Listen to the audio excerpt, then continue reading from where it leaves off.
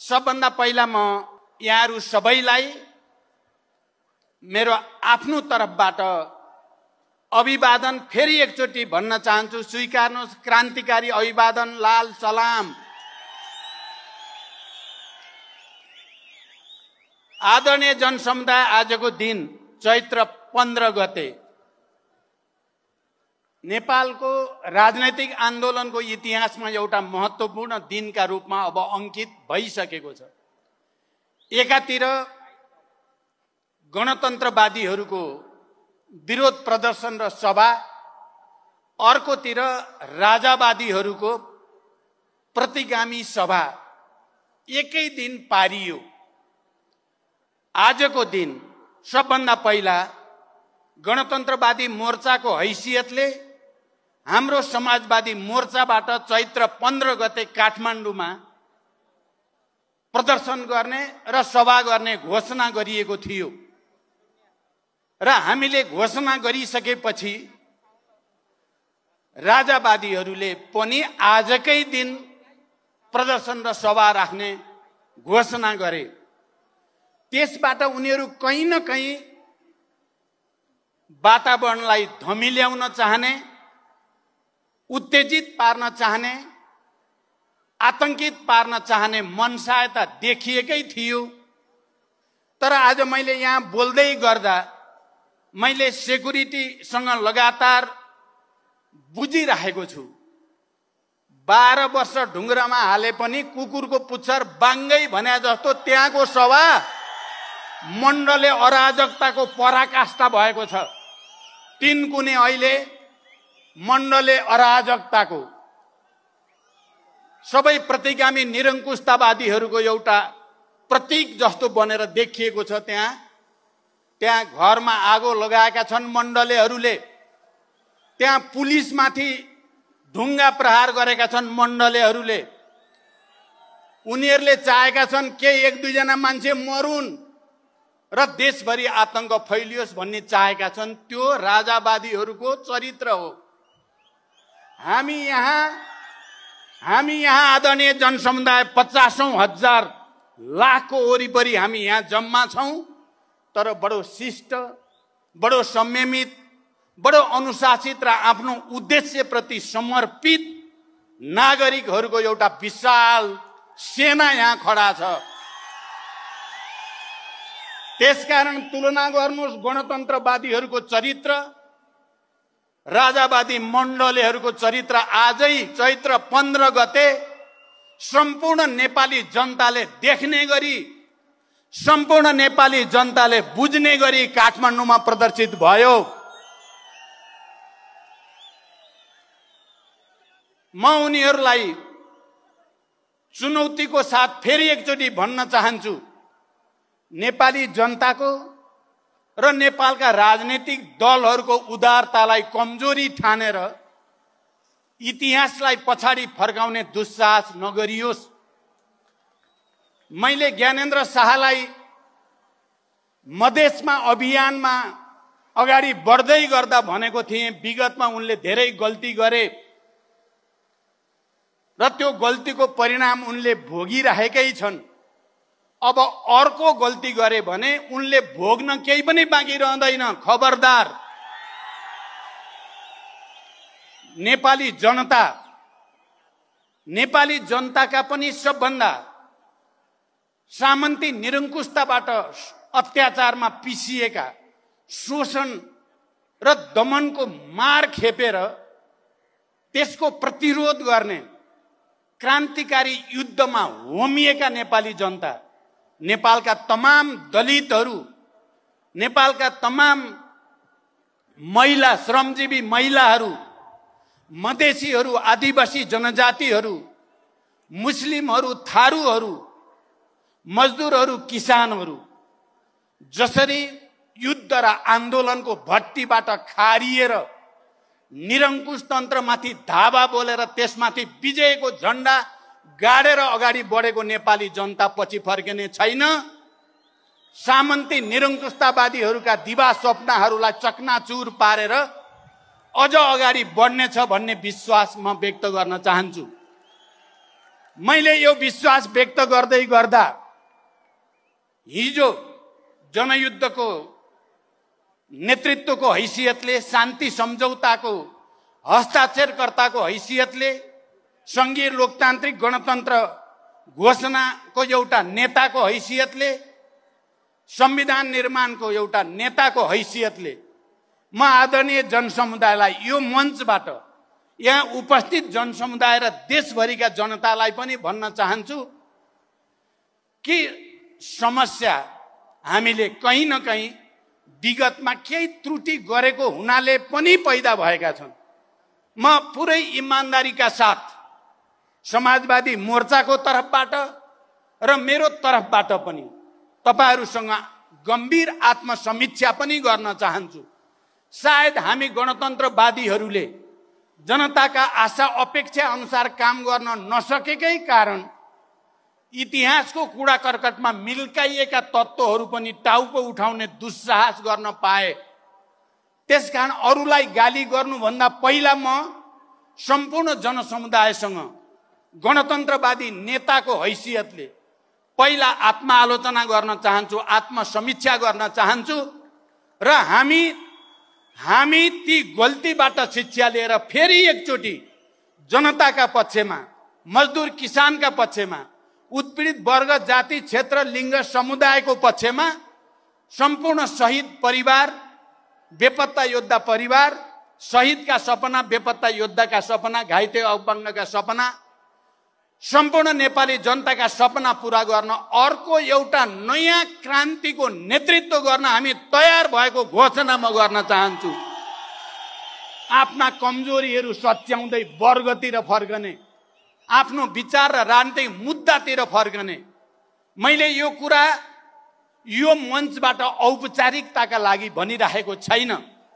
तपाईहरुले देख्नु भएको छ, हामीले तराई मधेसमा हुलाकी मार्ग केन्द्रित अभियान भन्दै त्यहाँका सबै उत्पीडित वर्ग, जाति, क्षेत्र, समुदाय सबैसँग आत्मसमीक्षा सहित हामी तपाईहरुसँग जोडिन्छौं भन्दै हिँडेको यथार्थ सहित र समाजवादी मोर्चामा हामीले गरिरहेको छलफल समेतका आधारमा म भनिरहेको छु, हामी आफ्ना कमजोरी सच्याएर गणतन्त्रलाई अझ राम्रो गणतन्त्रमा, यो लोकतान्त्रिक गणतन्त्रलाई समाजवादी गणतन्त्रमा, अहिलेको समावेशी समानुपातिक प्रतिनिधित्व प्रणालीलाई अझ व्यापक, अझ पूर्ण रूप दिने प्रक्रियामा हामी एउटा नयाँ आन्दोलनको, एउटा नयाँ क्रान्तिको नेतृत्वद्वारा अहिलेका समस्याहरू, अहिले देखिएका अन्योलहरूको समाधान गर्न चाहन्छौं।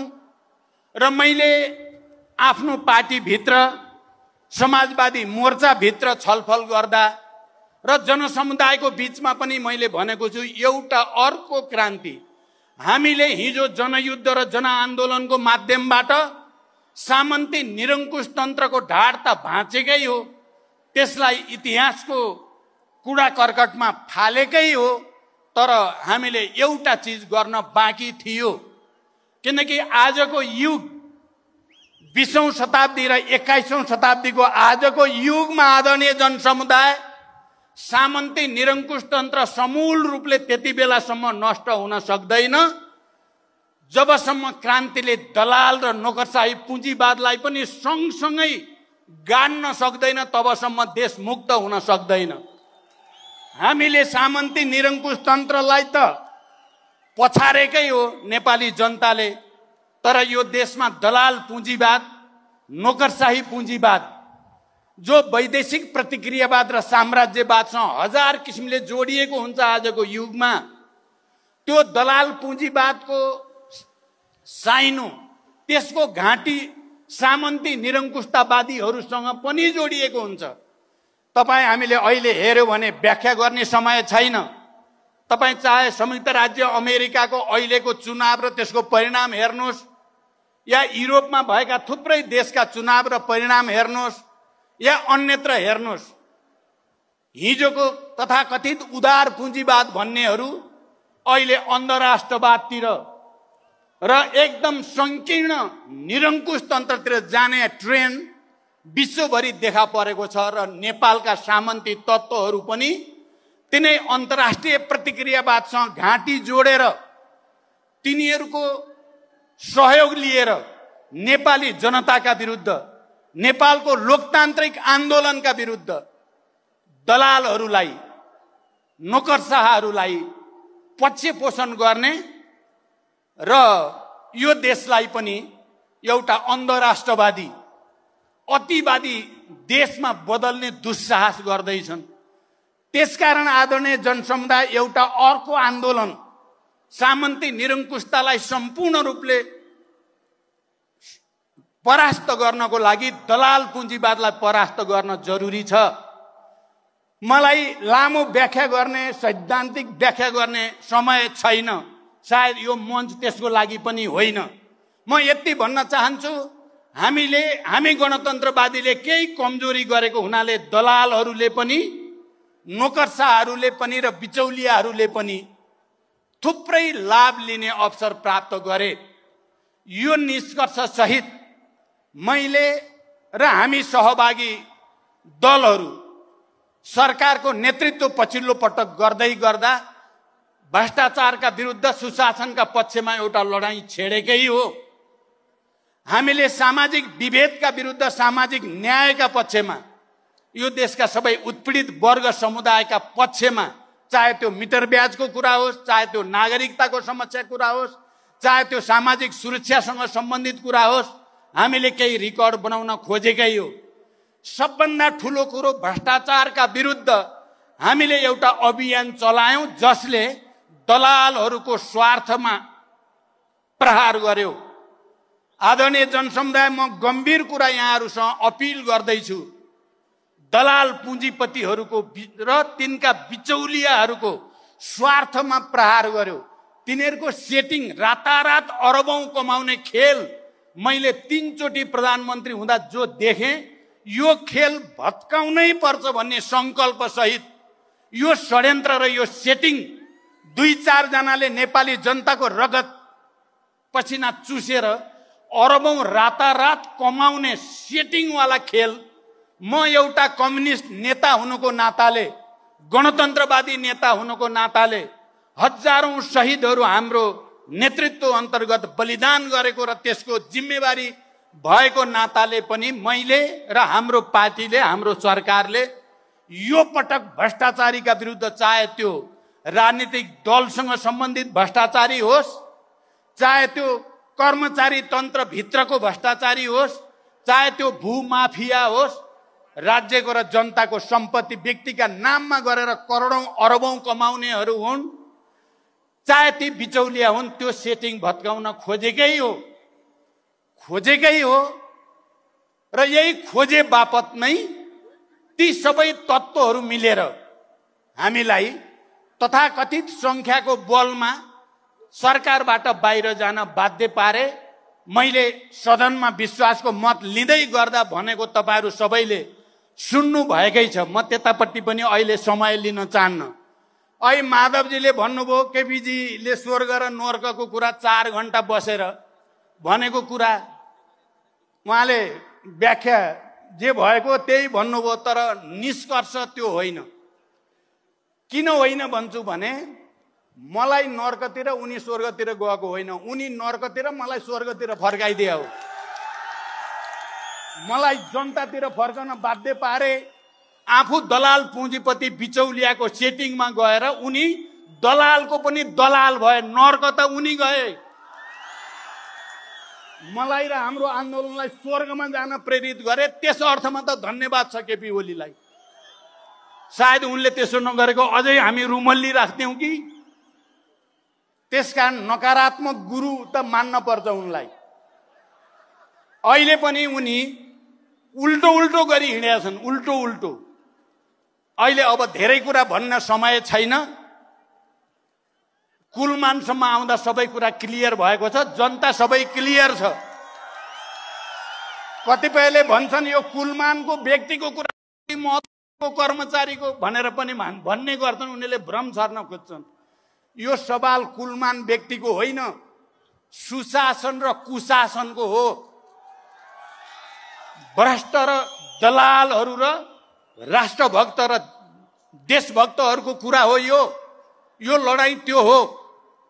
आज उनको पक्षमा देशभरि जनतामा किन सहानुभूति पैदा भयो? एउटा मामुली सहसचिव, त्यसको पक्षमा यत्रो जनमत किन भयो भन्दा यो लडाईँ व्यक्तिको लडाईँ होइन, यो प्रणालीको लडाईँ हो, यो प्रवृत्तिको लडाईँ हो, यो सुशासन र कुशासनको बीचको लडाईँ हो।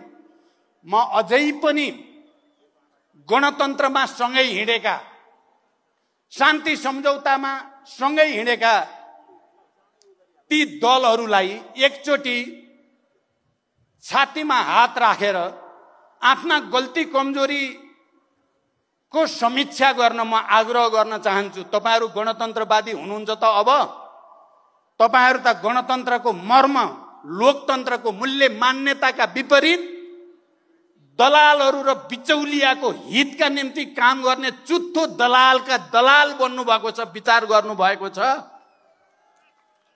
म यो मञ्चबाट तपाईहरुलाई फेरि पनि एकचोटि आत्मसमीक्षा गर्न, हामी कहाँ पुगियो, किन जनतामा यति धेरै असन्तुष्टि, यति धेरै विरोध, आक्रोश पैदा भइराखेको छ भन्ने कुराको समीक्षा गर्न र आफूलाई जनतातिर फर्काउन, लोकतान्त्रिक मूल्यतिर फर्काउन अझै पनि, किनकि तपाईहरू हिजोका संविधान सभा र गणतन्त्रका सहयात्री हुनुको नाताले हामीले अहिलेसम्म तपाईहरूलाई खबरदारी मात्रै भनेका छौं।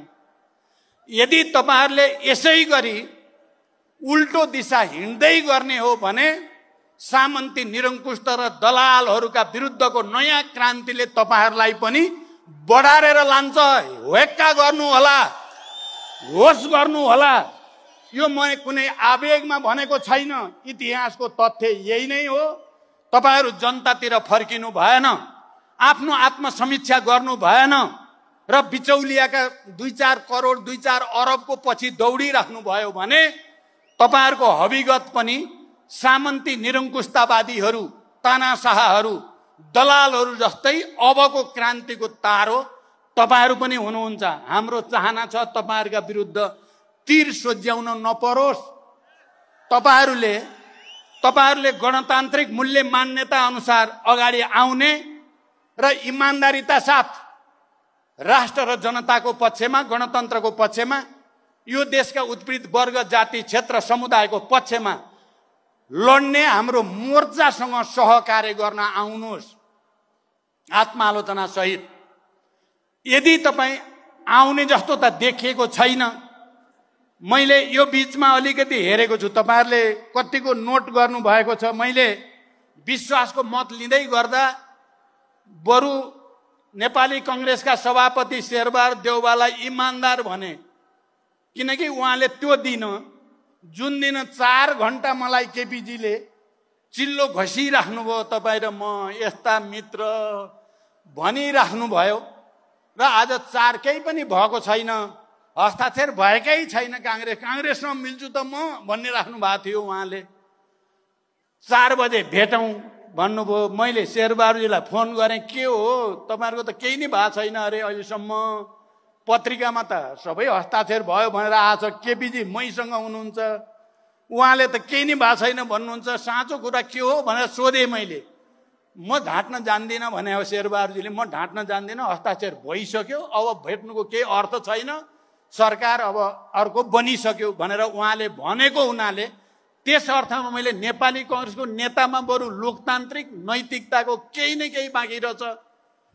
आफूलाई कम्युनिस्ट र एमाले भन्ने नेताको नैतिकताको धरातल कति तल भन्ने कुरा मैले त्यति बेला नै भनेको थिएँ।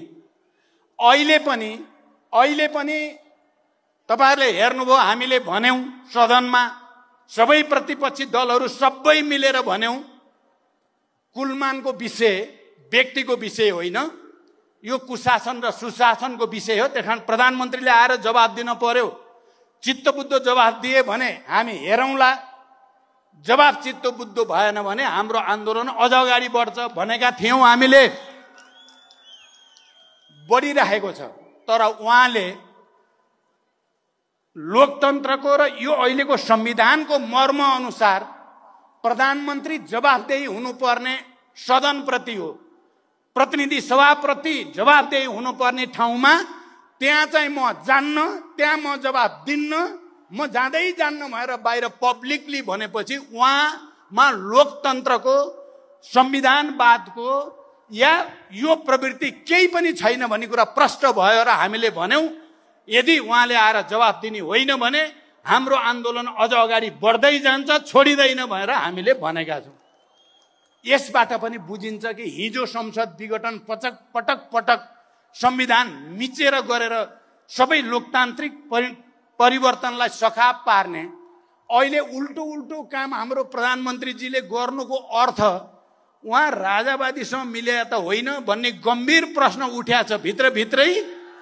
भित्रभित्रै उहाँ हिजो पनि कहीँ न कहीँ मिल्न खोज्नुहुन्थ्यो, किनभने गणतान्त्रिक आन्दोलन हाम्रो माधव नेपालजीको नेतृत्वमा चल्दै गर्दा बैलगाडावाला सिद्धान्तको प्रतिपादक हो नि केपीजी, आउन सक्दैन गणतन्त्र। त्यहाँ उहाँलाई गणतन्त्रसँग रिस छ।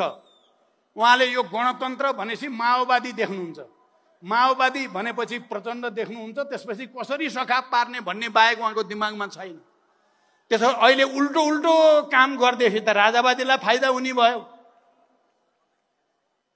त्यो त होइन प्रश्न छ, त्यो कुरा उहाँले पुष्टि गर्न सक्नुपर्छ। उहाँ गणतन्त्रवादी नै हो भन्ने कुरा पुष्टि गर्नको लागि उहाँले प्रतिनिधि सभालाई सम्मान गर्नुपर्छ, सम्पूर्ण प्रतिपक्षको आवाजहरूलाई सम्मान गर्नुपर्छ अनि सदनमा आएर जवाब दिनुपर्छ। तर दिने लक्षण छैन, उहाँको अहंकारले त्यो दिँदैन। यस्तै अहंकारले चीजहरू बिग्रिरहेको छ। खैर जे होस्, आदरणीय जनसमुदाय, अब म दुई तीनटा कुरा भनेर टुङ्ग्याउन चाहन्छु। पहिलो कुरा, अहिले एउटा चलिरहेछ संविधान संशोधनको कुरा।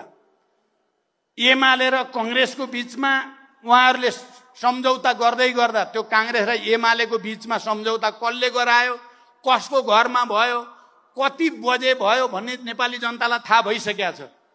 दलालहरूको घरमा भयो, बिचौलियाहरूले भूमिका खेले र उनीहरूकै अनुसार रातको अँध्यारोमा 12 बजे भएको हो भन्ने सबैलाई थाहा छ। यो सबै लोकतान्त्रिक मान्यता विपरीत हो भन्ने कुरा पनि नेपाली जनतालाई थाहा भएकै छ। र उहाँले त्यति बेला संविधान संशोधनको निकै ठुलो कुरा गर्नुभयो, हामी मिलेर संविधान संशोधन गर्ने। साँच्चै उहाँहरू संविधान संशोधन गर्ने हो कि भनेर पनि एकछिन मानिसहरूलाई लाग्यो। तर पछि प्रधानमन्त्री आफैले क्लियर गरिदिनु भयो, होइन यो 87 भन्दा अगाडि संशोधन हुनै सक्दैन भनिदिएपछि त्यो नौटङ्की थियो, नाटक थियो भन्ने कुरा एकचोटि फेरि उहाँले नै प्रमाणित गरिदिनु भयो। म चाहिँ के भन्न चाहन्छु भने पक्कै पनि हाम्रो संविधान कार्यान्वयनमा केही त्रुटि भएका छन्, त्यो त्रुटि सच्याउनु छ। र संविधान स्वयंको बारेमा हामीले 72 मा संविधान निर्माण गरेर घोषणा गर्दै गर्दा 10 वर्षपछि यसको विहङ्गम विस्तृत समीक्षा गरिनेछ भनिएको थियो। 10 वर्ष पुग्दैछ। अब संविधान संशोधन अगाडि संविधानको बारेमा सबै राजनीतिक शक्तिहरूको बीचमा विस्तृत रूपमा बहस हुन पर्यो, छलफल हुन पर्यो, समीक्षा हुन पर्यो।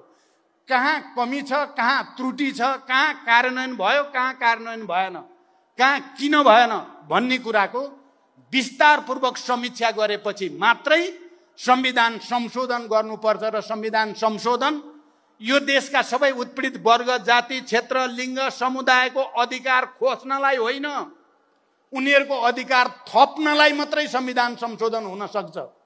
लोकतान्त्रिक मूल्य मान्यतालाई कमजोर पार्न होइन, लोकतन्त्रलाई सुदृढ गर्न मात्रै संशोधन हुन सक्छ। आर्थिक विकास र समृद्धिको निम्ति एउटा नयाँ खाका प्रस्तुत गर्ने हिसाबले चाहिँ संशोधन हुनुपर्दछ। मलाई व्याख्या गर्ने समय भएन, त्यसकारण म आज यो ऐतिहासिक सभामा, यो ऐतिहासिक मञ्चबाट तपाईँ आदरणीय जनसमुदायसँग अपिल गर्न चाहन्छु। हामी हाम्रो कमजोरी पनि सच्याउन चाहन्छौँ, संविधानमा भएका कमी कमजोरी पनि सच्याउन चाहन्छौँ र यो देशमा सार्वभौम भइसकेका, रैतीबाट नागरिक भएका र सार्वभौम अधिकार सम्पन्न भएका नेपाली जनतालाई रैती बनाउने कुनै पनि दुस्साहस सफल हुने छैन, सफल हुन दिइने छैन, सफल हुन दिइने छैन।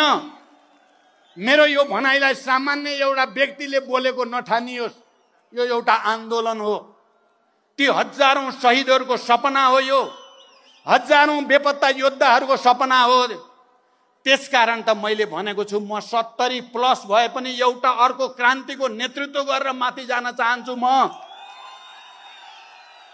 यो त्यत्तिकै भएको छैन। तपाईँ हेर्नुभयो भने बिहान 5 बजेदेखि बेलुका 11 बजेसम्म तराईमा, मधेसमा, जनताको घरमा, शहीदहरूको घरमा टोयलेट जस्तो उनीहरू खुलै टोयलेटमा पनि हामी बसियो। जे खान्छन् त्यही खाइयो। त्यत्तिकै गरिएको छैन।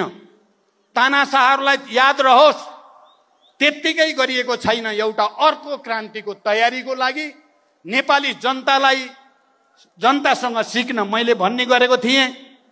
हामी काङ्ग्रेस र एमालेसँग अलि बढी समीकरण गर्दा अलिअलि काङ्ग्रेसको रोग, अलिअलि एमालेको रोग सर्यो। यो रोगको उपचार कहाँ गएर गर्ने? अब वीर अस्पतालमा गएर त यो उपचार हुनेवाला छैन। टिचिङमा पनि हुँदैन।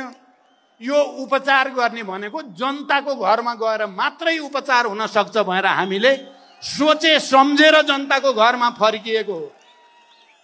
यत्रो ठुलो आन्दोलनको नेतृत्व गरेका हामी पार्टी र नेताहरू हेरी तानाशाहहरूलाई, निरङ्कुशहरूलाई, अब मैले अस्ति प्रयोग गरेको भाषा त आज प्रयोग गर्दिनँ, आजै चाहिँ फेरि प्रयोग गरौँला। तर यो देशलाई 240 वर्षमा एउटा संसारको सबभन्दा भ्रष्ट, कङ्गाल, गरिब देश बनाउनेहरूलाई नेपाली जनताले छुट दिने छैन। हामी छुट दिने छैनौँ।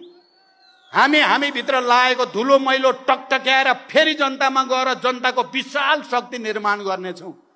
हामी आज मण्डलीहरूले 3 कुनेमा प्रदर्शन गरेको मण्डले गुण्डागर्दीलाई छुट दिने छैनौँ। उनीहरूले जनताको घरमा आगो लगाएका छन्। उनीहरू अरू आगजनी गर्न खोज्दैछन्। उनीहरूले चाहेका छन् 2-4 जना आफ्नै मान्छे मरे नि मरुन् बरु, तर यहाँ आतंक र अराजकता होस्, त्यसलाई छुट दिन सकिँदैन। त्यसकारण पुरै गम्भीरताको साथ, इमान्दारिताको साथ हामी अब सामन्ती अवशेष, दलाल नोकरशाहका विरुद्ध एकैचोटि एउटा नयाँ क्रान्तिको तयारी, एउटा नयाँ आन्दोलनको तयारी हामीले गर्नु नै छ। हामी समाजवादी मोर्चा यसको निम्ति सम्पूर्ण रूपले समर्पित भएर अगाडि बढ्ने संकल्प गरेका छौँ। तपाईहरुले 4 जना नेताको कुरा सुन्नुभयो। हामी सबैको मूल कुरा एउटै छ। तर मैले भन्नुपर्दा, मैले माओवादी जनयुद्धको कमान्डरको हैसियतले पनि मैले अब फेरि अर्को युद्धको आवश्यकता त अहिले देखेको छैन। शान्तिपूर्ण क्रान्ति आवश्यक छ। ईदको जवाब पत्थरले दिने गरी उनीहरूले 1000 जुटाउँछन् भने हामी 10,000, उनीहरू 10,000 जुटाउँछन् भने हामी 1 लाख, उनीहरू 1 लाख जुटाउँछन् भने हामी 10 लाख, उनीहरू 10 लाखको कुरा गर्छन् भने हामी 1 करोड ल्याएर तिनको जवाब दिन्छौँ। हामी सडकबाटै जवाब दिन्छौँ। म आदरणीय जनसमुदाय, हामीले नेपालको अर्थतन्त्रको दृष्टिकोणले पनि हामीले आत्मनिर्भर राष्ट्रिय अर्थतन्त्र तलैबाट बनाउनु छ। स्थानीय तहदेखि नै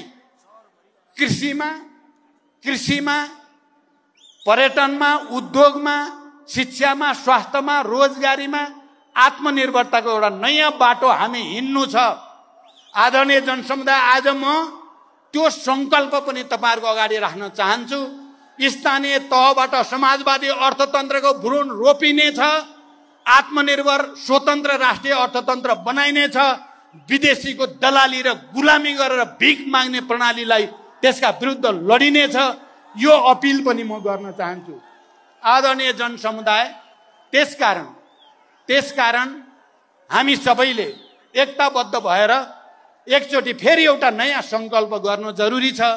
त्यही संकल्पको निम्ति तपाईहरु सबैसँग विशेष अपिल गर्दै म बिदा हुन्छु। धन्यवाद। अभिवादन। लाल सलाम।